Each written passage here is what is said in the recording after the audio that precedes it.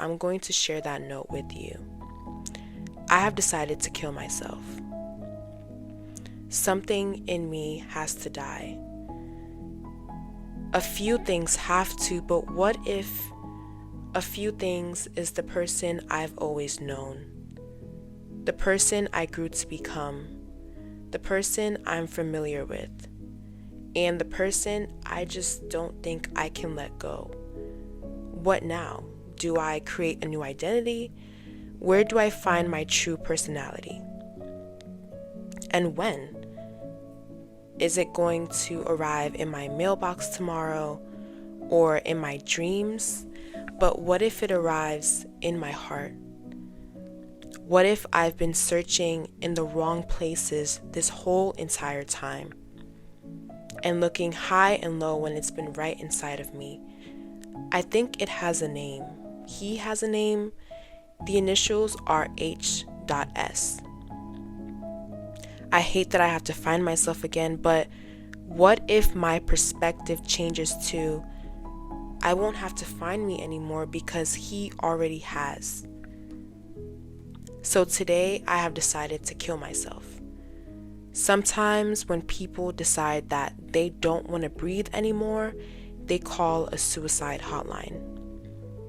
In my case, I decided to call Heaven's hotline.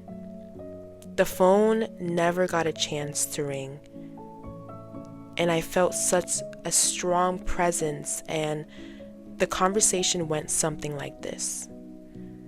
Hello, my child. You don't have to introduce yourself because I already know your name and the exact number of hairs on your head. I also knew you before you were in your mother's womb, and I have extraordinary plans for you. So your time isn't up just yet.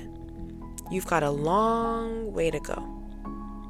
But I tell you what, I will permit you to kill certain parts.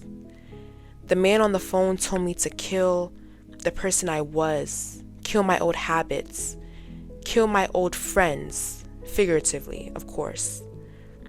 Kill the person who enjoyed a life away from someone named Jesus.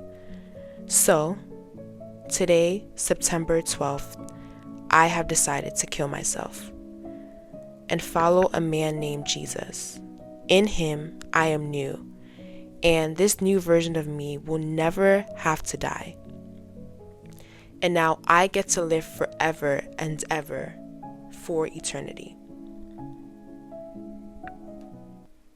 Today marks the day that I make the biggest decision of my life, which is serving God 7 days a week, or 28/4.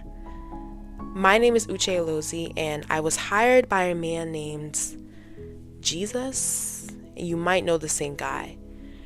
He goes by so many different names, and I'm going to share some of the names that I personally love to call him.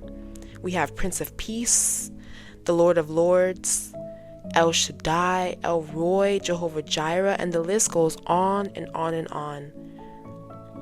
Anyway, Jesus planted the phrase 28 for Christ in my heart a couple of months ago, and since then I've been going back and forth with him because I am somebody that struggles heavily with disobedience. But when God tells you to do something, should you be arguing? Over the next couple of weeks, we're going to break down what it means to follow God each and every single day of the week. I want to personally thank you for joining me on the first ever episode and giving me an ear and including me in your journey of following Jesus.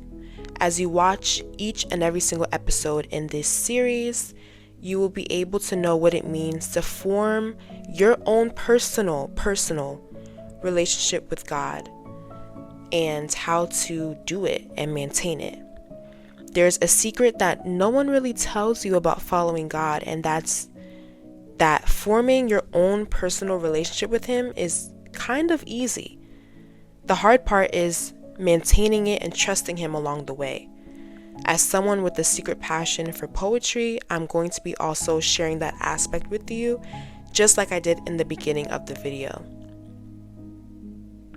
For the very first episode, I decided to dedicate it to killing yourself. And I know that phrase is so like goosebump feeling, but it's a phrase that is very sensitive and is something taboo in our society, right? We don't talk about killing yourself casually. But I want to take a moment to acknowledge the fact that we should be having these conversations and that we shouldn't refrain from the fact that the rate is increasing each and every single day.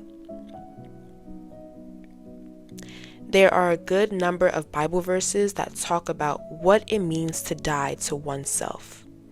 So let's talk about a few together. First is Matthew chapter 16, verse 24, and it says, "If any of you wants to be my follower, you must give up your own way, take up your cross, and follow me. If you hang on to your life, you will lose it. But if you give up your life for my sake, you will save it." In other versions, it says something along the lines of denying yourself and picking up your cross daily. I like to think of picking up our crosses daily as surrendering daily. So that means that when you wake up in the morning, you're giving something to God, whether it's one thing or it's multiple things, and you're also giving that to Him when you're lying down to sleep.